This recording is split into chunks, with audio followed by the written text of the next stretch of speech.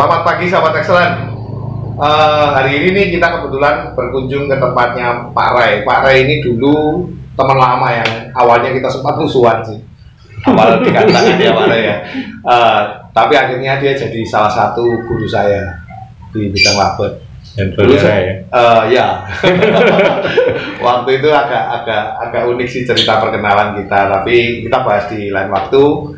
Sekarang ini saya datang ke sini tujuannya Pak Ray ini dulu punya labet yang cukup luar biasa namanya Maharatu.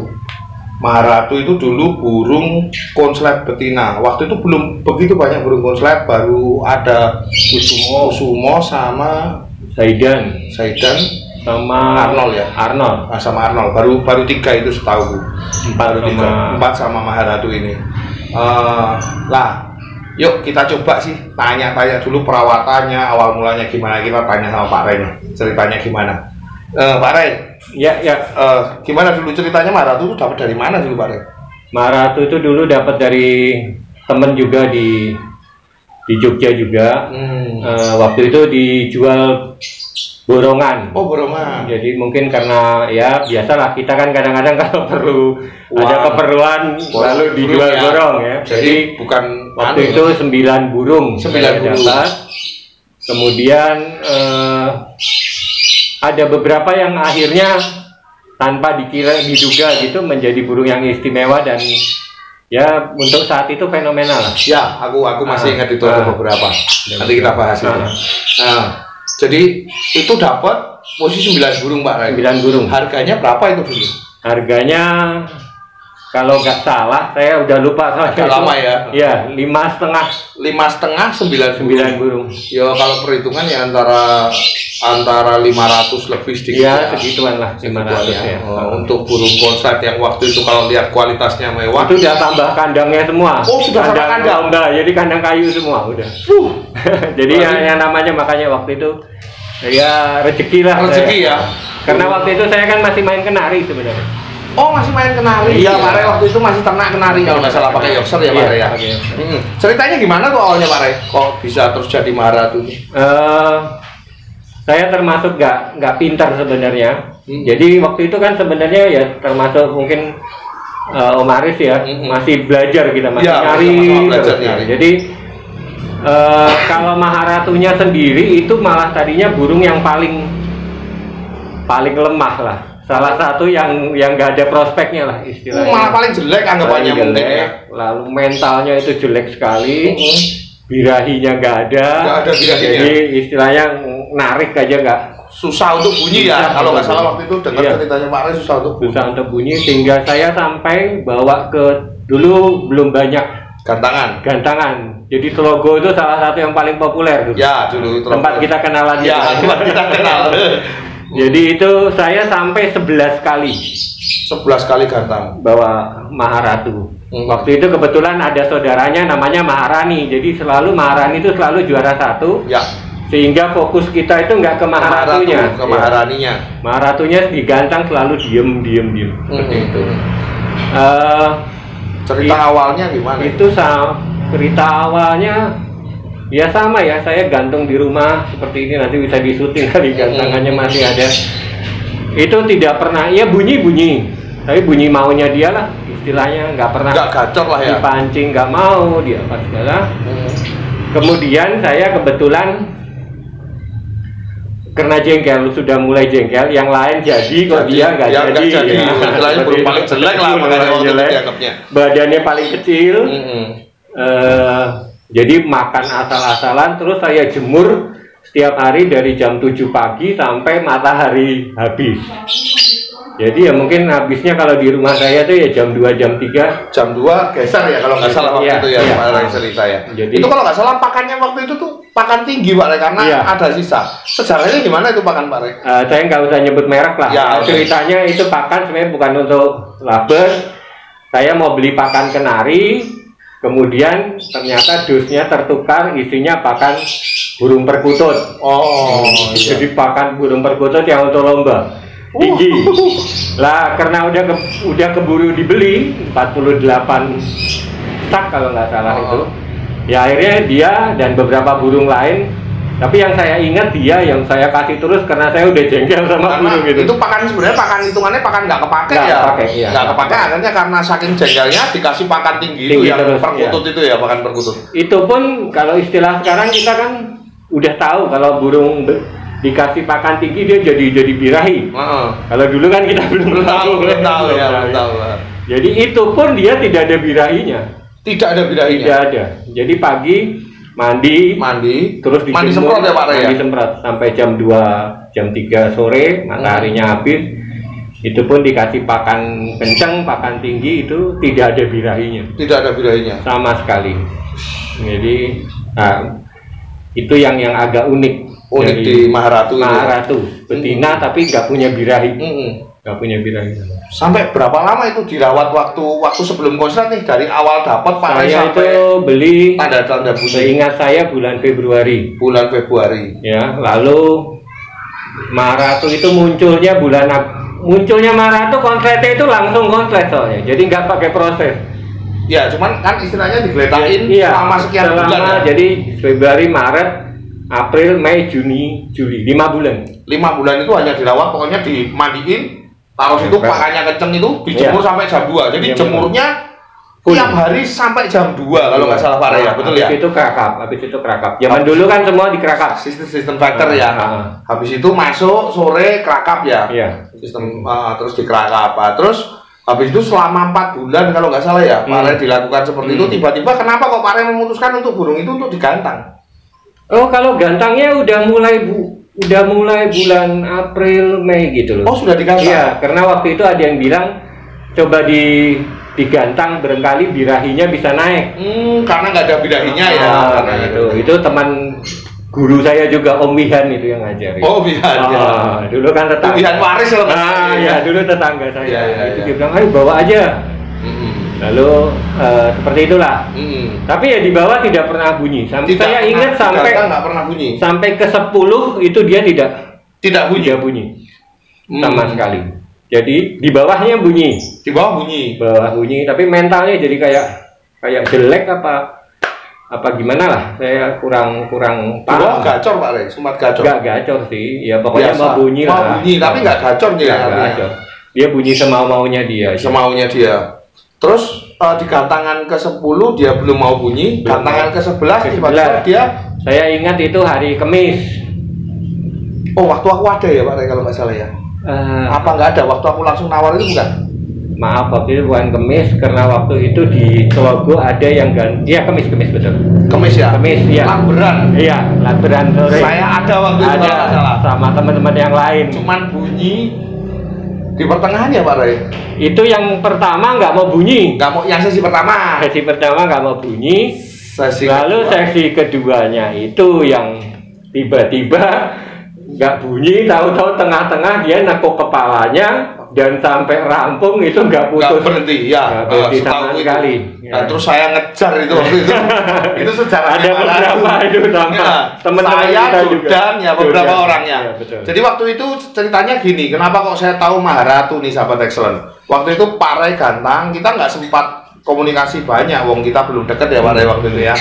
Jadi tiba-tiba kok di tengah-tengah gantangan itu, pertengahan itu tiba-tiba ada burung yang jedanya rapet, tiba-tiba gayanya aneh, dia gayanya kepalanya ditekuk miring gitu. Burung itu rapet terus panjang-panjang. Lah saya cukup interest waktu itu, sempat menanyakan waktu itu harganya minta berapa. Setelah itu Pak Rey, berarti kan gantangan ke-11 itu ya. Mulai dia konslet total itu di mana itu Pak Rey? Dari hari Kamis sampai Minggu itu dia konslet. Jadi dalam 4 hari iya. Oh, setelah itu dia konslet di rumah juga. Iya, jadi pulang dari gantang itu hari Kamis itu di rumah itu selama lampu nyala dia bunyi. Selama lampu nyala dia bunyi. Tiba-tiba begitu aja. Tiba-tiba. Jadi burung yang sama, makanya aku bilang anehnya di situ. Ada satu trigger kalau menurut saya. Ada satu trigger itu apa ya? Jadi kayak sesuatu hal yang membuat dia tiba-tiba berubah karakternya. Dan itu pada hari Kamis itu kalau menurut saya. Agak unik ya.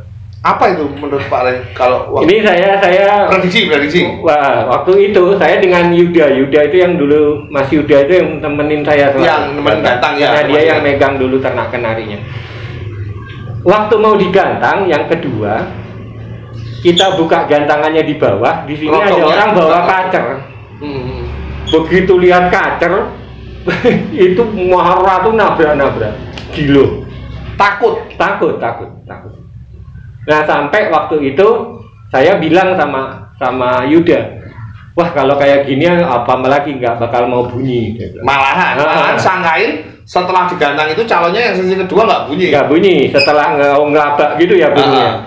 Tapi terus taunya Mas Yuda itu bilang, alah Pak tanggung udah dibeli tiketnya, terus gantang aja lah Pak. Ya itulah mungkin jalannya seperti itu. Agak unik ya. Agak unik. Jadi mulai Kamis sampai Minggu dia itu kayak kemasukan kayak lalu konslet. Berubah konslet gitu ya.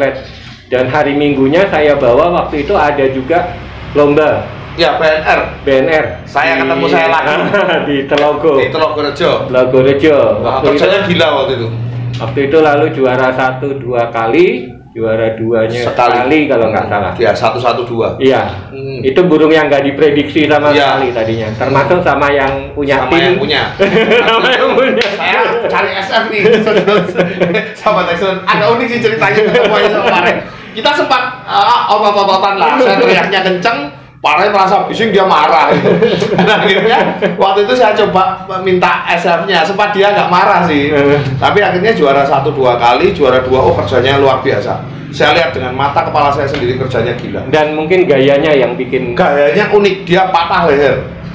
Maharatu tuh betina ya Pak Rey? Real betina. Maharatu itu konslet betina, real. Dan itu aku bilang pertama kali di Jogja. Setahu ya Pak Rey ya? Pertama kali di Jogja. Jadi waktu itu setelah hari Minggu itu Maharatu setahu kesana stabil ya Pak Rey ya? Stabil. Nah, perawatan tahun. Nggak sampai 6 bulanan habis itu hilang. Ya, itu nanti kita bahas. Jadi itu setelah itu tuh digantang ke Telogo kan perawatannya masih dicantalin kan habis pulang dari Telogo masih sama. Belum dirubah. Sampai hari Minggunya belum dirubah. Aku dengar nih Pak Rey habis itu pakai treatment khusus itu kalau nggak salah. Setelah itu malah nggak setelah itu. Dia setelah hari Minggu itu di BNR, setelah itu dia setiap hari Minggu sampai saya dilarang nurunin waktu labran. Karena burung Maharatu itu begitu nempel gantangan langsung bunyi. Ya, sampai turun di bawah gini nggak berhenti. Gini terus kayak burung. Ya kan, jadi mungkin masih ingat Om Aris. Masih ingat banget. Jadi sehingga saya nggak boleh turun di labran akhirnya setelah itu. Kemudian terus beberapa gantangan 17 Agustusan di mana? Ya juara terus. Juara terus 4 terus BNR peresmian lagi 4 kali juara seperti itu. Setelah kapan itu Pak Rey kayaknya berubah perawatan? Mulai berubah perawatan waktu saya main di kelas yang lebih tinggi, istilahnya kelasnya nasional. Ketemu burung konslet yang jantan. Ketemu Zaidan berarti ya? Arnold. Oh waktu itu ketemu di Kebumen. Di Kebumen. Iya, Arnold di Kebumen. Kenapa kok Pak Rey memutuskan untuk berubah settingan? Karena tadinya burung itu cuek. Mungkin kebetulan waktu itu kan zaman itu belum semua orang main betina. Main betina ya. Yang jantan baru Zaidan sama Arnold ya. Jadi waktu itu kebetulan kami sempat dengan Arnold dekat. Kok beberapa kali dia putus respon. Lihat jantan ya. Jadi seperti itu. Walaupun nggak lalu berhenti, tapi terganggu lah. Sedikit terganggu lah, nggak 100% terganggu ya. Lalu dari teman dikatakan carikan pasangan, carikan pasangan seperti itu. Pulang dari Kebumen itu saya coba carikan pasangan, tapi dia malah nggak kerja setelah itu. Setelah dikasih pasangan malah nggak kerja. Akhirnya? Jadi saya copot lagi. Tanpa sengaja, ini pokoknya Maharatu itu selalu tanpa sengaja. saya masukkan ke kandang koloni PAUD. PAUD. Ya, aku ingat ceritanya Pak Ray di kandang koloni PAUD ya. Nah, di kandang koloni PAUD itulah dia menggila lagi dan stabil. Dan kalau nggak salah itu di kandang koloni PAUD dia bocor ya Pak Ray. Bocornya bocor banget. Jadi selama lampu nyala dia tetap bunyi walaupun banyak burung di dalam situ ya. Pagi sampai malam tidak ada berhentinya. Luar biasa. Jadi banyak teman-teman yang akhirnya saya jadi banyak punya temen dari Wonosobo yang banyak dari bahkan mungkin dulu kalau nggak salah nih, mohon maaf, setahu tuh orang-orang Wonosobo tuh sempat belajar sama Pak Ray, datang ke sini main, tanya-tanya waktu itu kita berguru, termasuk saya juga kan. Makanya kan cukup kagum ketika lihat waktu itu Maharatu performnya luar biasa banget. Jadi itu di koloni PAUD Pak Ray. Terus sistemnya pada saat di koloni PAUD perawatannya kayak apa? Makanannya tetap millet putih. Oh, makanannya udah millet putih Pak Ray? Iya, selalu millet. Setelah saya kembali mundur. Ada yang kepotong. Setelah dia mulai juara, makannya malah saya turunkan. Jadi cuma millet putih. Millet putih langsung ya? Iya, terus 3 hari sebelum lomba, jadi hari Jumatnya saya kasih jagung buat masak itu apa namanya? Jagung putran muda, jagung muda yang buat masak itu ya? Satu biji. Satu biji. Iya. Itu hari Jumatnya. Hari Jumatnya. Kenapa kok Pak Ray dikasih kayak gitu? Disuruh istri saya. Oh, disuruh istri. Tapi maju juga. Jadi yang lain-lain juga jadi tidak putra dia tidak membuat terlalu tinggi birahinya. Oh. Tapi dia senang gigit. Kayak nyalurin emosi ya Pak Ray, betul ya? Seperti itu. Walaupun nggak kemakan, jadi cuma dihancurkan lah istilahnya. Kemudian karena saya nggak boleh turun lasberan lagi waktu itu, kan dulu ya burung-burung kayak gitu nggak boleh turun lagi. Kayak mungkin ya Arnoldnya Mas Aji ya, itu nggak boleh turun lagi. Soalnya kalau kita turun mesti yang lain balikin tiket. Ya waktu itu sempat ngalamin, saya dengar itu. Jadi seperti itu. Jadi dia hanya turun hari Minggu. Hari Minggu di lomba aja ya. Nah itu saya pisah dari PAUD itu. PAUD itu hari Sabtu. Sabtu malam.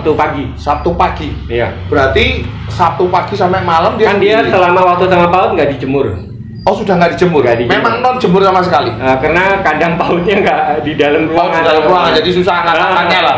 Sebenarnya malah nggak sengaja ya, maksudnya nggak sengaja niat nggak dijemur, karena memang susah, ribet lah istilahnya. Jadi hari Sabtu pagi keluarkan, masuk kandangnya dia, kandang lombanya dia, terus dimandikan, dijemur. Oh, itu dijemur? Mandikan, dijemur, jemurnya berapa lama itu Pak Ray? 1 jam lah. 1 jam ya. Habis itu masuk lagi dianginkan kerodong. Full kerodong. Sampai besok pagi mau lomba. Iya, soalnya dia kalau nggak dikerodong bunyi terus. Oh, tapi kalau dikerodong diem kalau dikerodong diem. Gitu. Terus paginya lomba persiapan nggak ada tambahan apa? Nggak ada tambahan. Nggak ada. Ya tetap millet putih, cuman Maharatu itu setiap sesi harus dimandikan. Ya, saya tahu waktu itu sampai karena takut kering, dimandiin sampai dikipasi Pak Ray ya. Aku inget banget itu waktu. Ada fotonya. Ya, kayak sate dikipasi waktu itu, ada yang komentar gitu kalau nggak salah Pak Ray ya. Jadi gini sahabat excellent, agak unik. Maharatu itu tiap kali gantang selesai gantang turun, dia mandi basah dan ketika full basah. Setelah turun dia tuh harus kering ketika sebelum naik ya Pak Ray kalau nggak salah. Nah, sampai akhirnya ketika waktu itu cuaca agak mendung dan akhirnya diputuskan supaya cepat kering dikipasi kayak sate. Jadi sempat waktu itu di Facebook kita sempat dengar celotehan lucu loh. Ini main burung kayak bakar sate katanya gitu. Karena mesti dikipasin sampai kering kan, ceritanya seperti itu. Tapi itu juga yang bikin dia fatal akhirnya. Oh, itu yang dibikin fatal. Iya. Jadi dia kayak kena TBC. Jadi badannya rusak karena saya main di misalnya di Magelang apa ke daerah yang dingin gitu. Dia dipaksa harus padahal main sampai jam 6 sore masih dimandikan, kondisi dingin dia sampai menggigil. Walaupun dia habis itu menang. Pasti bunyi. Tapi itu yang menggerogoti pelan-pelan. Yang membuat dia terus jadi sakit ya. Iya. Ya, jadi ending kisahnya agak menyedihkan sih. Sahabat excellent, ending kisahnya dia harus meninggal dan waktu itu klimaksnya puncaknya Maharatu itu setahuku penawarannya wow. Coba tanya berapa nih penawarannya, berapa Pak Ray? Ya sampai 400 waktu itu. Yes. Bayangin dari lobet yang bukan apa-apa, bahkan lobet itu tersingkir, yang istilah notabene lobet sangat murah, bahkan sempat disepelekan lah sama Pak Ray kalau nggak salah. Itu waktu gantang ke-11 itu Mas Yuda itu saya bilang, kalau ini nggak laku, kita jual 100-200 ribu julke. Oh, coba bayangkan, sejarahnya agak unik. Bahkan waktu itu mau dijual 100-200 ribu dan endingnya ditawar sampai 400 juta. Oh, sesuatu yang luar biasa. Memang agak unik ceritanya, banyak yang unik. Nanti mungkin siapa tahu nih dari pembicaraan kita ini, moga-moga untuk sahabat excellent bisa dapat sesuatu inspirasi yang mungkin jangan mudah putus asa. Ketika labet, kadang-kadang kita jangan memandang bahwa labet itu labet biasa. Kadang-kadang tersimpan sesuatu yang luar biasa di dalam situ. Oh iya, sangat-sangat ini. Jadi jangan sepelekan. Kadang-kadang ada, ya yang saya tadi bilang, mungkin ada satu trigger, satu pemicu yang dibutuhkan, entah itu apa. Itu yang membuat tiba-tiba burung itu jadi klik terus konslet ya. Agak unik. Saya rasa juga sama kayak nuklir atom. Saya kan mengikuti. Tiba-tiba itu kan dari burung yang ya memang sudah ada bakat, tetapi dia menjadi seperti yang sekarang, ada triggernya. Pasti ada pemicunya. Jadi intinya tetap semua pakai pemicu. Arnold pun gitu. Arnold pemicunya ada. Gitu sahabat excellent, mungkin ada tambahan lain Pak Ray yang tentang Maharatu? Ya, saya yang apa ya, Maharatu itu buat saya sampai kapanpun tetap fenomenal. Betul. Karena gayanya. Tapi gayanya itu juga yang akhirnya membuat IO jadi ribut. Karena merem ya kan? Padahal dia mata kepala gini melek. Itu awalnya lalu ada kelas bebas aksi, kelas itu terus terang pemulanya malah Maharatu kalau nggak salah. Karena orang-orang mulai protes. Burung tiduran gitu bisa juara. Tapi sebenarnya Maharatu walaupun kepala ditekuk, matanya tetap. Aku sempat miring lihat seperti ini, dia terbuka matanya. Ya gitu sahabat excellent, agak unik sih. Ya cukup sekian sih mungkin pembahasan kita. Mungkin semoga ini nanti bisa berguna buat sahabat excellent untuk merawat burung, terutama betina. Ini contoh betina konsep, karena kemarin di beberapa vlog depan kita bicara jantan nih, dan ada beberapa komentar yang minta tolong dong share dong apa perawatan tentang betina konsep. Lah saat ini nih saya coba datang ini ke salah satu guru saya yang dulu saya sempat belajar sama dia, salah satu konsep betina yang cukup fenomenal, penawarannya sampai 400 juta. Demikian saat ini pertemuan kita. Salam Inof.